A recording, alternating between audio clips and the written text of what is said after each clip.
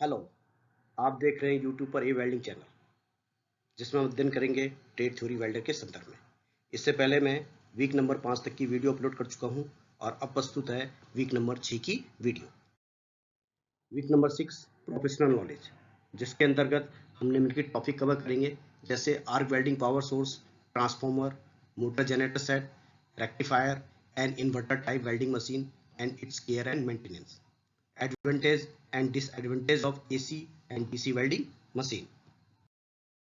Necessity of machine, machine की आवश्यकता क्यों हुई हमें? वेल्डिंग मशीन की आवश्यकता इसलिए हुई कि हम इच्छा अनुसार वेल्डिंग मशीन के द्वारा AC आउटपुट या DC आउटपुट प्राप्त कर सकें। वोल्टेज को, जैसे ओपन सर्किट वोल्टेज को हम कम कर, सेफ्टी के पर्पज से हम कम कर सकें। हम इससे पतले जौवे तथा मोटे जौवों की वेल्डिंग कर सकें और हम सभी प्रकार के इसमें इलेक्ट्रोड प्रयोग कर सकें। टाइप्स ऑफ पावर सोर्स, जैसा कि आपको चित्र में स्पष्ट है, इसमें जो पावर सोर्स है उसमें आपका एक DC वेल्डिंग मशीन है जो हमें DC देती है। AC वेल्डिंग मशीन के द्वारा हम AC प्राप्त करते हैं और इन्वर्टर सेट के द्वारा हम DC या हाई फ्रिक्वेंसी AC करंट प्राप्त करते हैं। अब DC वेल्डिंग मशीन के अंतर्गत को फिर हम को हम कैटेगराइज करें तो उसमें मोटर जनरेटर सेट है, इंजन जनरेटर सेट है और रेक्टिफायर सेट आते हैं। AC वेल्डिंग ट्रांसफॉर्मर, जो AC वेल्डिंग ट्रांसफॉर्मर है यह जनरली एक सिंपल स्टेप डाउन ट्रांसफॉर्मर है जो हाई वोल्टेज की लो करंट को लो वोल्टेज के हाई करंट में कन्वर्ट करता है।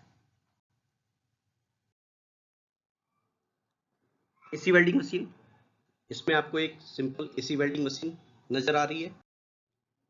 वर्किंग प्रिंसिपल, जो AC वेल्डिंग मशीन है यह म्यूचुअल इंडक्शन के सिद्धांत पर कार्य करता है।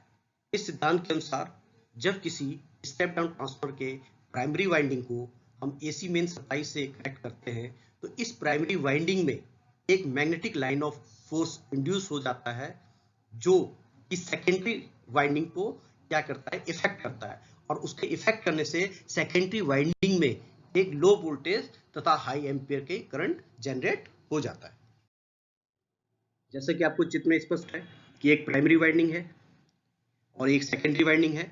ये स्टेप डाउन ट्रांसफार्मर में के द्वारा हम इसमें क्या करते हैं, हाई वोल्टेज की लो करंट को लो वोल्टेज की हाई करंट में कन्वर्ट करते हैं।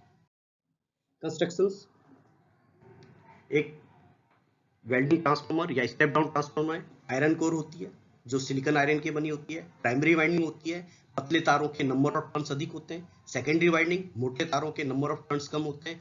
करंट रेगुलेटर, जो हमें सप्लाई के अनुसार करंट को एडजस्ट करने में मदद करती है। और अर्थ क्लैंप और इलेक्ट्रोड होल्डर मशीन के आउटपुट टर्मिनल से कनेक्ट होते हैं। और जो ये ट्रांसफार्मर होते हैं ये या तो एयर कूल्ड होते हैं या ऑयल कूल्ड में उपलब्ध होते हैं। अब है आपका ट्रांसफार्मर कोर कंस्ट्रक्शन। जो वेल्डिंग मशीन में जो कोर होती है उसका जो कंस्ट्रक्शन वो दो टाइप के होते हैं, कोर टाइप में होता है और सेल टाइप में होता है। और जो इसके कोर होती हैं वो विभिन्न प्रकार के शेपों में होती है, जैसे ई शेप में होती है, आई शेप में होती है, यू शेप में होती है और एल शेप में होती है। और इन्हीं शेपों को हम आपस में एडजस्ट करके हम कोर टाइप का या सेल टाइप का हम कोर बनाते हैं। Care and maintenance of AC welding machine. AC welding machine proper earth होनी चाहिए, समय समय पर हमें ऑयल लेवल चेक करना चाहिए, वेल्डिंग के दौरान हमें कोई करंट की सेटिंग नहीं करनी चाहिए, एक समय अवधि के पश्चात हमें ट्रांसफार्मर ऑयल चेंज करना चाहिए। DC वेल्डिंग मशीन या DC वेल्डिंग मशीन के अंदर DC welding generator set necessity. DC welding में हम जनरेटर में हम AC मोटर के द्वारा हम DC करंट जनरेट कर सकते हैं या डीजल इंजन के द्वारा हम DC वेल्डिंग करंट जनरेट कर सकते हैं। इसमें हम पोलैरिटी सिलेक्ट कर सकते हैं। जैसे कि आपको चित्र में स्पष्ट है, यह एक मोटर जनरेटर वेल्डिंग सेट दिखाया गया है। वर्किंग प्रिंसिपल, जो आपका DC जनरेटर सेट है यह फैराडे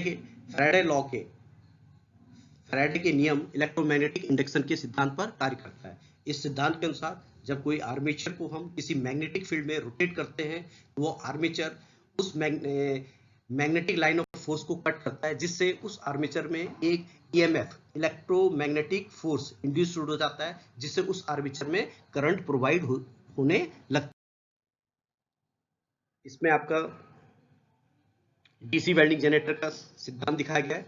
इसमें जैसे एन और एस एक आपके मैग्नेटिक पोल है, इनके द्वारा एक आपकी मैग्नेटिक फ्लक्स या magnetic line of force generate होती है।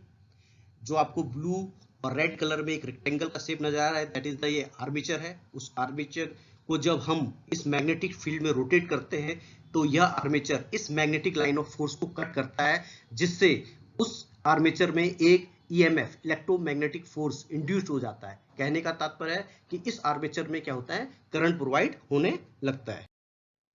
Constructions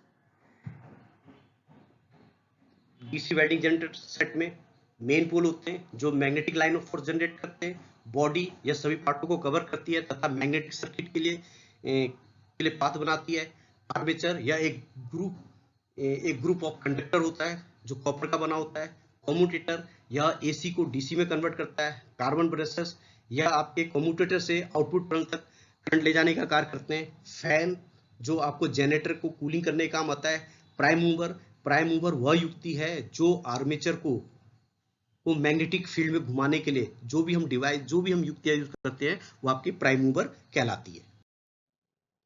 internal construction of A DC motor generator set. इसमें एक डीसी मोटर जनरेटर सेट का इंटरनल कंस्ट्रक्शन दिखाया गया है। Care and maintenance of DC generator, हमें समय समय पर ऑयल का लेवल चेक करना चाहिए।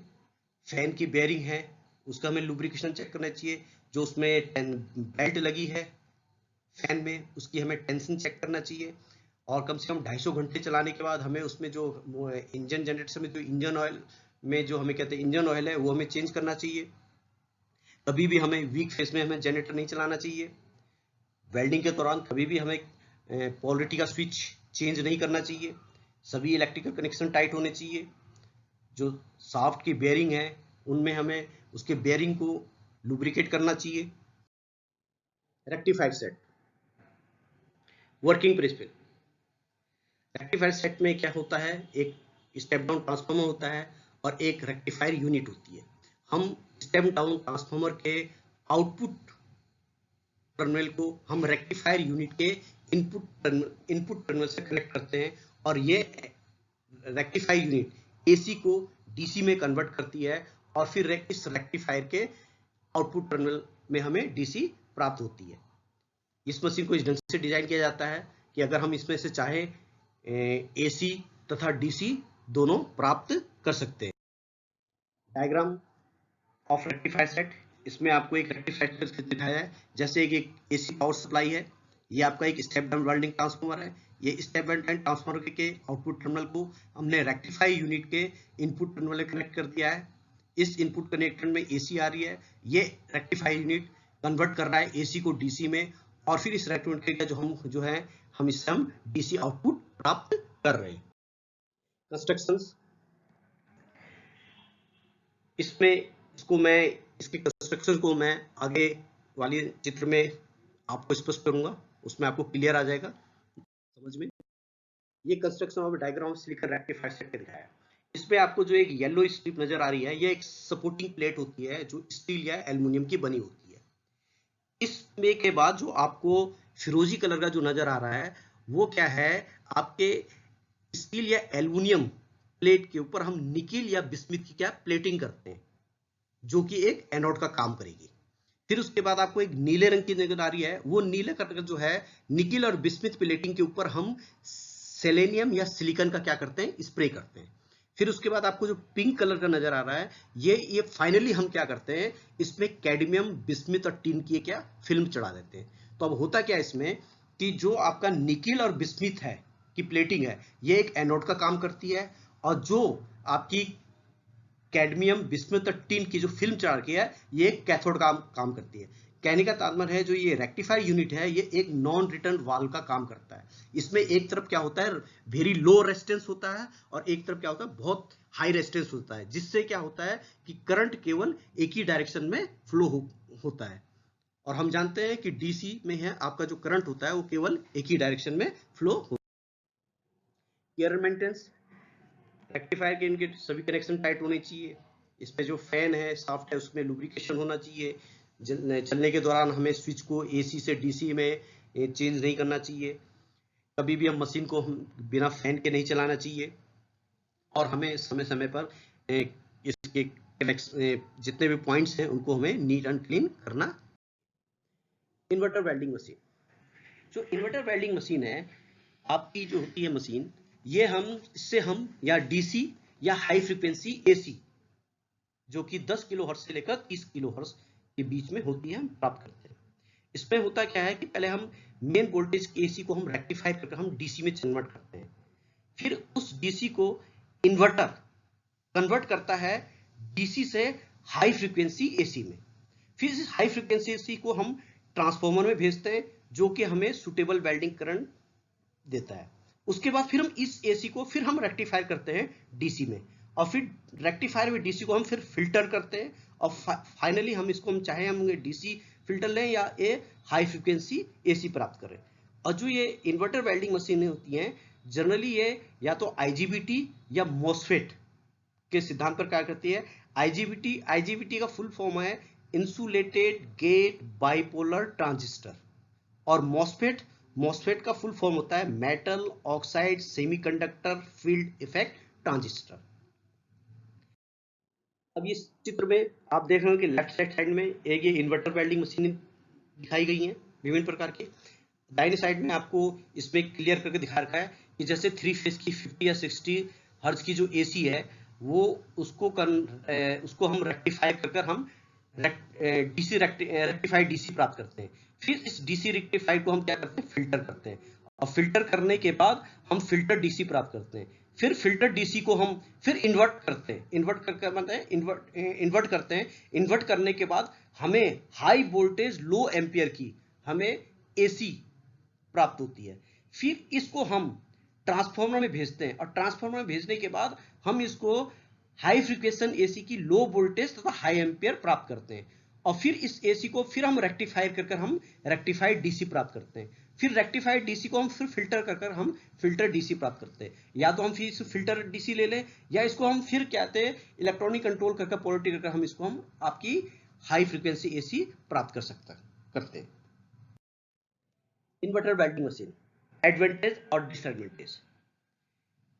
एडवांटेज के अंतर्गत फ्लेक्सिबल कंट्रोल है, एनर्जी सेविंग है, आउटपुट वोल्टेज आपकी जो करंट है वो स्टेबल है, साइज में स्मॉल तथा लाइट वेट हो जाती है, पोर्टेबल है, इसको हम एक जगह से दूसरी जगह आसानी से ले जा सकते हैं। डिसएडवांटेज, इसमें इलेक्ट्रॉनिक्स कंपोनेंट कुछ मात्रा में अधिक होते हैं, थोड़ा कॉम्प्लेक्स स्ट्रक्चर का होता है, रिपेयरिंग और मेंटेनेंस कॉस्ट अधिक होती है, पैरामीटर सेटिंग थोड़ा डिफिकल्ट है, और इसमें सॉफ्टवेयर भी होता है जिससे उसमें कभी कभी डीबगिंग आ जाती है। AC welding machine, advantage and disadvantage. AC welding machine के एडवांटेज, लो इनिशियल कॉस्ट है, ऑपरेटिंग कॉस्ट कम है, आर ग्लो की कोई समस्या नहीं आती है, लो मेंटेनेंस कॉस्ट है, इसकी जो वर्किंग एफिशिएंसी है बहुत अधिक है, नॉइजलेस ऑपरेशन है, कोई आवाज नहीं करती है। डिसएडवांटेज, यह बेयर इलेक्ट्रोड यानी नंगे तारों तथा लाइट कोटेड इलेक्ट्रोडों के लिए उपयुक्त नहीं है। इसमें ओपन सर्किट वोल्टेज अधिक होती है जिससे विद्युत झटके लगने की संभावना बनी रहती है, और यह non ferrous metal, cast iron तथा पतली सीटों के वेल्डिंग के लिए उपयुक्त नहीं है। DC welding machine, advantage and disadvantage. Advantage, यह बेयर इलेक्ट्रोड या नंगे तार तथा लाइट कोटेड इलेक्ट्रोडों के लिए उपयुक्त है। इसके द्वारा हम फेरस तथा नॉन फेरस तथा पतली धातु की वेल्डिंग कर सकते हैं।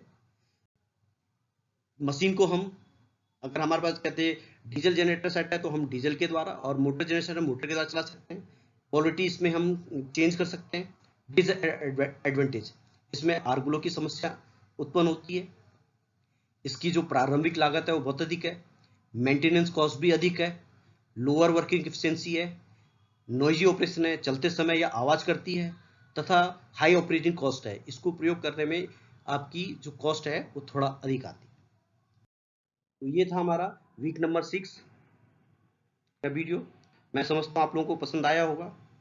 अगर आप लोगों को पसंद आया है इसको शेयर और सब्सक्राइब जरूर करें, और इसके बाद मैं अब वीक नंबर 7 की वीडियो लेकर आऊँगा।